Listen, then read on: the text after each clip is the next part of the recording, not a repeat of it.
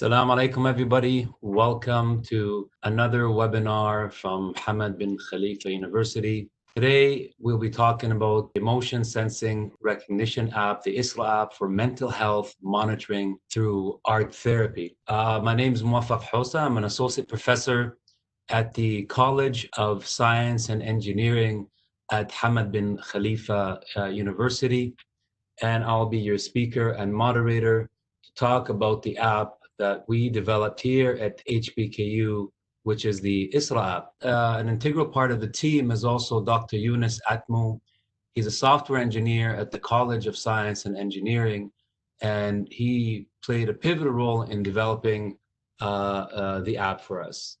There's also Dr. Zubair Shah, who's also another speaker and team member on the developing the Esra app, and he primarily focused on developing the AI algorithm and the backend of the Esra application. So today I'll just tell you the story and how we started with the Esra app and the journey that we've taken during these times and challenging times to develop something that can benefit the community. If you don't mind, I'm going to give you to the audience about 20 seconds to actually go and download the app. And why is this important? We would like your feedback during or at the end of the presentation, that you can download the app, ask some questions that are relevant, and give us some feedback on how to develop and improve the app into the future. We'd really appreciate that, and only take you maybe a couple of minutes to download. And if you do that, we greatly appreciate it. And it's both available on the iOS and the Android platforms. So please go ahead, and I'll wait here another few seconds to allow you to download to the QR codes, or you can search actually the Esra app on the Android or iOS platforms. And you'll probably see this little paintbrush, and that is the symbol of the app. I just want to give you a brief background about the College of Science and Engineering. We've developed a research pillar on health and human-centered technology research. We're trying to build capacity around this area, and we're focusing especially within the area of health informatics and digital health, building a community here in Qatar that we can bring key stakeholders from the community and look at achieving the strategic objectives of the national health plan, especially in terms and in relation to e-health and digital health transformation within the country. The health and human-centered technology research pillar, it's innovative. We use different methods. It's interdisciplinary technology, social sciences, health sciences, computer science, and engineering. As I mentioned, our aim is to improve the overall health and well-being in Qatar's population with the alignment of the 2030 vision. And we are working with top-of-the-line researchers in artificial intelligence, human-computer interaction to develop these technologies in education, assistive technology, safety, and mobility. And we have many local collaborators and international collaborators that are helping in developing this work. So let's start with our motivation with the development of the app. As I mentioned earlier, people during the COVID-19 crisis, people were at home. I was at home, and during this time, my children weren't going to school. There was an abrupt, in their studies, and they were actually, trying to express their emotions. They were drawing more. They were doing a lot more activities at home, and I was reading about that, and we found that that children during this time needed support. It was almost like a trauma that they were going through, and they didn't know what was happening to them, their families, or around. All of a sudden, they were going to school, and now they're at home. And the UNICEF came up with a report that was reading about how you can let, 6 ways that you can support parents through the COVID-19 outbreak. And one important finding was it was important to let children express their emotions. And this, felt, very dear to me. And I saw my kids. These are actually my children's drawings here that I'm presenting you. They were drawing a lot during this time, and they were taking this up to draw and to express. I didn't know what, these meant. Were they trying to express or say something? I didn't know really how to talk to them about their drawings, what they're trying to express really. And I thought, what could we do at Hamad bin Khalifa University? We have these health and human centered pillars. Can we do something? Can we develop something to help parents like myself, like you out there, in order to kind of bridge that communication between you and your children to talk and discuss and know how they are feeling, not just now during the crisis, also into the future as well. So this technology that we created here at Hamad bin Khalifa University is not meant to be just during the crisis. It is perpetual and can be used in the long term. And what we developed, hopefully, and we anticipate will be useful to the community, to researchers, school counselors, teachers, in bridging that gap and that communication between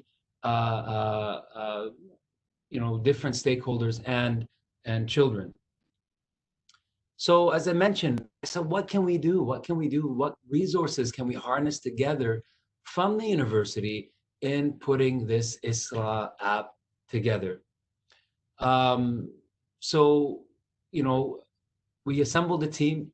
There was a student who was working on this project on art therapy and AI, Nashfa Ali, who did a fantastic job in really helping speed up the process. Dr. Shah was and is an AI expert and helped in developing and looking at how can we harness the power of AI to classify these images into different sets of emotions. And also Dr. Yunus Atmu was a wonderful and great software engineer. Mashallah, he put together developed this, and with great passion and dedication, the team in almost a month and a half put this work together. And we shared it with the community only here in Qatar, just to get the first feedback, and in order to improve it and make it relevant to the community and make it relevant to parents as well. We also received ethical approval to collect the art that was actually from a local school here and online. So we obtained ethical approval in order to conduct this work as well. So just very simple, I'll give you a second here, even though I labeled them, but you can see that we have labels of what, into the algorithm, what we had close to 1,000 images that we found locally and online. And we tried to classify them into working with the art therapist that we had, who was an expert in reading emotions from pictures, would initially, due to the limited size of images, suggested to label into positive and negative emotions. And if you see the positive, there's a heart and looks positive, as you can see. And the negative, you can see also it is from a representation of a child presenting war. Those are planes, guns, and people dying. And that was an example of a negative image that the algorithm trained on. And if you had the opportunity to download the app, you can see the app right now and the different, we made it very simple, and hopefully we'll add more features into the future, but it's very, very simple concept. That's the beauty of it, is that, you download it, you add your child's name or names, male, female, age, you take a picture of the sketch that they've drawn, and based on that sketch, you will get a result. It's either positive or negative, And the beauty of this is you won't know from the first or the second time or third, but we allowed the app to enable the parent or the parents or school teachers, whoever, to monitor the child over time. So maybe after 30, 20, 30, 40, 50 images, you'll have a sense of how the child, through the art, is dealing with those emotions over time. There might be some positive, there might be some negatives, but over time, over months, you will also really have a good understanding, monitoring the child's emotional health, and you could share this information as a parent with the school, with the teachers, or with the teachers, with the counselors, or whoever you think might benefit or help, be able to help in understanding and analyzing your child's emotions. And as you can see here, we have the history. We also, we worked with the community here in Wendell. We got some feedback, and we got some questions, and we tried to answer those questions in the app. So in the app, we tried to answer those questions in positive. What is a positive or negative emotion? How should be parents be worried? Where can they get more information? Where they can give us feedback? How they can be more involved in the development of this app? As I mentioned, this is only in the initial stages. As with any application, we are learning, we are developing, we're waiting for feedback, and this is a unique app. We could not find any app that is similar to this on the app or the Google Store, to the best of our knowledge. I'm sure things develop quickly and fast, but to our knowledge, as of today, we could not find anything that is similar, which makes this project very unique to HBKU and the people here dedicated to make a difference within the community, and hopefully regionally, and hopefully as well that we can expand to the world, where such information and an app would be important. From the front end and back end development here of the work, I'm going to take just a couple of minutes actually to speak and ask some very important questions to Dr. Ekmo and Dr. Shah. Some of you might have these questions in the back of your mind. How did you develop such an app? Such a unique app. And Dr. Shah will also talk about some of the AI components of this application. I'd like to ask kindly Dr. Aitmo to speak here briefly about what it takes to develop such an important app. Thank you. Thank you very much, Professor Muwafa. That's a very interesting question. Well, the usual process of app design and implementation, it takes some time in order to release a proper app to the store. However, given some circumstances and then given some context, sometimes you might want to release an app in a very short amount of time, as we went through for this experience. So to effectively develop an app that can be used by people on a proper way, I had somehow to take different routes in order to shorten the development times. So the first thing is to get the requirements, and that came from both you, Professor Muwafaq, and from Dr. Shah as well, and also from our collaborators, to know what are the most important functions that the app need to fulfill. And taking those requirements into account, I drew like a roadmap on my steps that I have to go through in order to properly implement the app. So first of all, I try to see out there if there are any services or any platform as a service that we can use to kind of build our app within the current standards.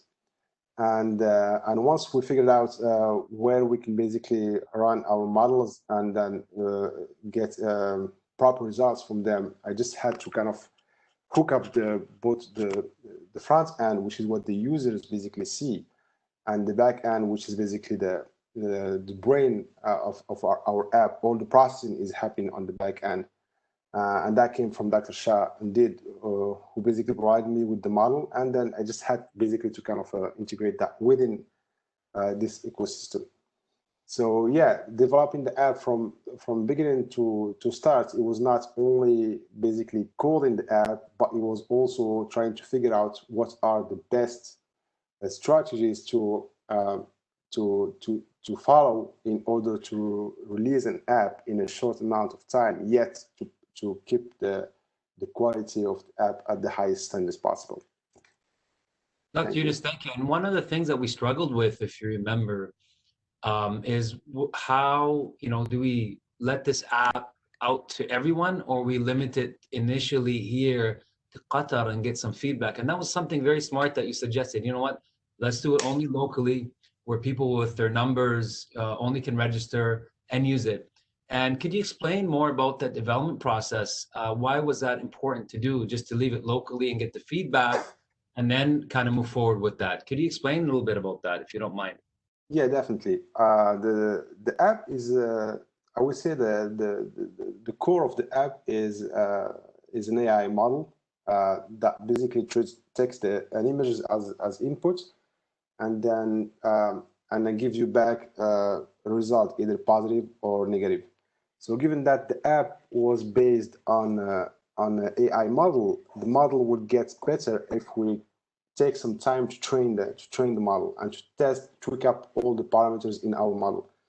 So opening the app for only Qatar for the time being was important in a sense where we can first try the app on a small, on I would say a limited number of users, and these users will basically help us in improving the model's efficiency by providing us with as many feedbacks as possible, and integrating those feedbacks within our model. The model will get better and better, and then will be at a different level, and then will be ready to sort of open it up to the general public. So for now, I mean to the rest of the world.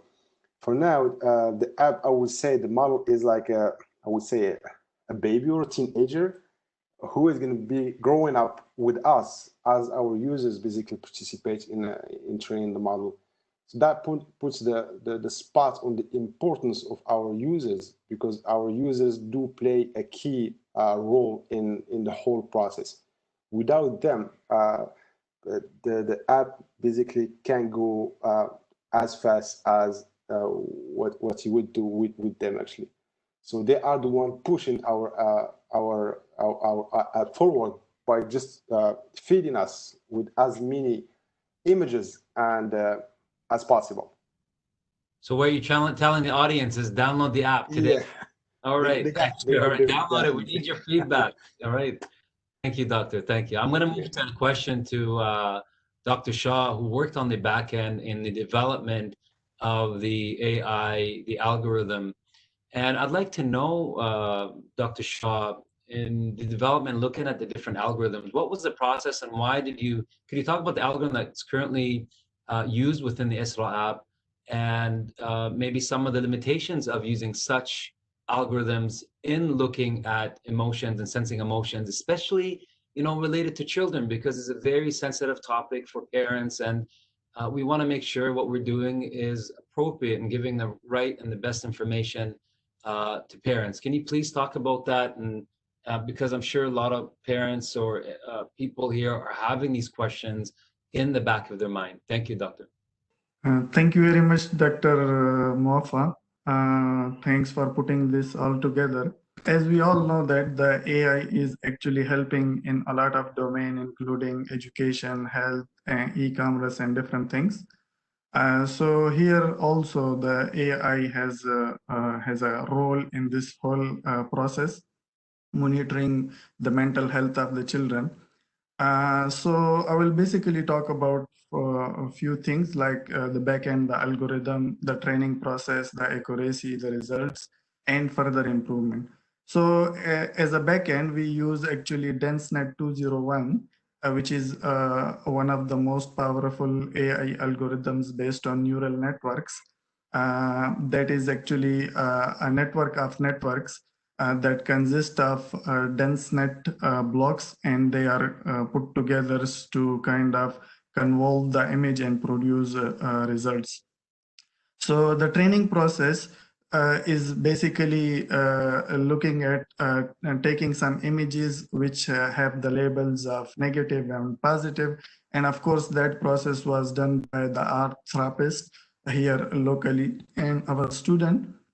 So she produced around 1,000 images that can consist of positive images and negative images, manually labeled by our therapist and that student.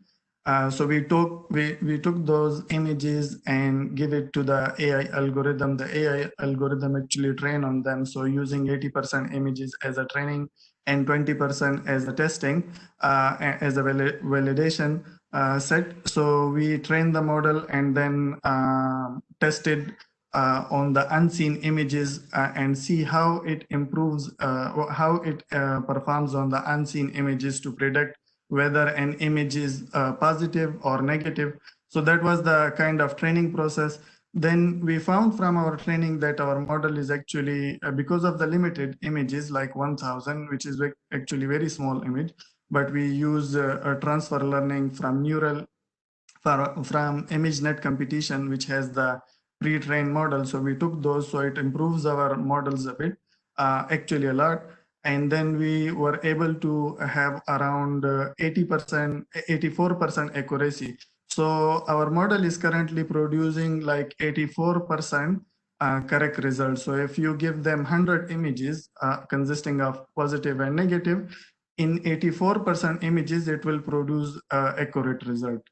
Now, the results that it produces actually two probabilities: the probability that an image belongs to a positive class and probability that an image belongs to a negative class. So those probabilities were actually converted to a kind of portion of the image, that this much portion of the image or this much image belongs to a positive class, so which is actually seen in the front end, that we can see that the image is 80% positive or 90% positive or 100% positive. So that's how the results is actually taken, and that is converted to the results that the user sees. The next step is, of course, when you look at the whole process, we have very limited images. We search online, we couldn't find any children art data set that we can use and improve our algorithm. So we decided to kind of have a feedback from the users, which is called reinforcement learning. It's a kind of taking feedback from the user, recording that feedback, and then using those feedbacks to feed back to the model, and then kind of improve the model over time. As Dr. Yunus said, that over time this model will grow, and we hope that when we get enough feedback from the users, then the model will certainly improve. So we will be keep improving, retraining the model, improving it, and we will also add much more features in the model. So that's all from my side, which is AI part, and happy to answer any specific question if someone have. Thank you very much. Thank you very much, Dr. Shah. Really appreciate that feedback and the work from the team. So moving forward, what are we going to do to move forward? And some of the challenges that we're facing that my colleagues alluded to is really in, collecting more images. The more images that we have, the better that we can train the model and that we can improve the accuracy of the model. We want to work with art therapists as well, that different art therapists and not just one perspective, that would understand the cultural nuances between different cultures that arise as a result of in drawings and the art. We want to also look, for now, we only can do the best is 2 classes, positive, negative emotions. And when we have more images in the future, we can go into more into, sadness, fear, anxiety, and so forth, different emotions. We also, one of the areas is when the algorithm gives you, a positive or negative, to highlight the areas within the image that shows, in some kind of yellow or whatever, highlight the images that shows you where are the negative, or where are the positive coming from in relation to the algorithm. Why, not just giving you the outcome, but telling you why the algorithm is coming up with those outcomes as well, which is very helpful, because some of those images can have positive and negative, and it'll be great to highlight those different areas. It's very important. We cannot do this without your support. You're the community, the local community, the regional within the area, within the region, and internationally, to really provide us some support and keeping it simple. We want to keep this app simple. We don't want to overcomplicate it. We want to keep it simple so it's user-friendly, easy to use, and impactful, that it really can impact parents and give them feedback on the emotions in relation to their children. We're going to keep on modifying the algorithm, as I mentioned, and we're going to keep on working on evaluation and development. And we have the support of HBKU and the organization, and Professor Munir Hamdi, who's also been a champion of this work and helping us moving it forward. And as we mentioned, our plans to obtain feedback and collect more images and to improve the audience. And as I mentioned before, I'm going to mention it again. Please, we need your help to download the app, search the Esra app. You have the QR codes in the beginning. Upload the drawings, give us your feedback, and we'd be more than honored to work with you in order to make this an app that will really have an impact on children across all different ages and groups. As for now, I'll leave it open to the audience for questions. If you have any questions, you can contact us, you can email us, you can speak with us. We are more than happy to collaborate and work with anyone that can help us improve the work that we're doing. I'd like to thank, as I mentioned, HBKU and the College of Science and Engineering, and the great and wonderful work of a dedicated team that's really working effortlessly behind the scenes to put this very important work together so we can serve the community and we can do something and make a change. And that's what it's all about, is really making a change and having an impact. And that's what we're trying to do here at HBKU. I have here a question for Dr. Shaw. Some parents might be worried about, if they get an 80%, for example, negative or positive result, what does that mean? What's that 80% mean? And how could they use that? Is that a good thing? Let's say 80% negative or 90% negative or 90% positive. How can parents use that? What does it mean to them? Please, can you provide some information on that, please? Thank you. Yeah, sure, Dr. Mofa. As I mentioned before, that the results that we got from the model is basically two probabilities. The probability that the model think that the image belongs to one class, and the probability that the image belongs to the next class, the second class, so positive and negative class. We actually translated this into that the image actually is 80% positive, 20% negative. But if an image, we are actually trying to see more informative labels, which we will produce in the next version, inshallah. So basically, it's just that if the percentage is higher on positive side, that definitely looks that the image is actually positive. So nothing to worry about, because mostly it's something that the children are expressing good thing. Even if the image is negative, if the model shows negative, first of all, the model may have some deficiency, because it's only the beginning. So it may have a little kind of off back. But even if the images are negative, still have the parents have the chance to talk to their children, see their images manually, and maybe talk to someone like the one who is counselor or something to see how it's happening. So it's just a providing a kind of feedback that the parent can look at and see how can they deal that situation, but nothing to worry about actually. Okay, thank you, Dr. Shah. Another question here for Dr. Yunus. What are your next goals for improvement of the app? Where do you see this app going in terms from software development process? Um, yeah, for the future of the app in terms of software, we might I would say to improve the user experience. As Dr. Shah said, sometimes you might get 80%, which might reflect the negative basically feelings about your app. So about your child's drawing. So we might add a possibility to interact with our therapists in there, like by integrating like chat rooms, whatnot. We might also improve the image highlights whenever we get from the data from the model. We might, for instance, show you where exactly are the areas that did pull the result toward that direction, either positive or negative.